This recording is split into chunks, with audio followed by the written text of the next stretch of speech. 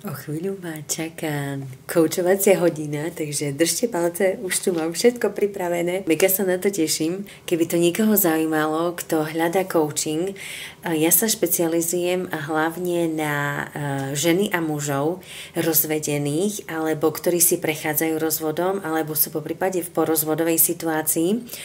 alebo sú rozídení, nemusí ísť len o ten rozvod, tak sa zameriavam vlastne na tých, ktorí potrebujú hlavne tú mentálnu, emočnú podporu, pretože viem, aké je náročné si prechádzať tým celým obdobím, hlavne keď sú ešte v tom zainteresované aj deti.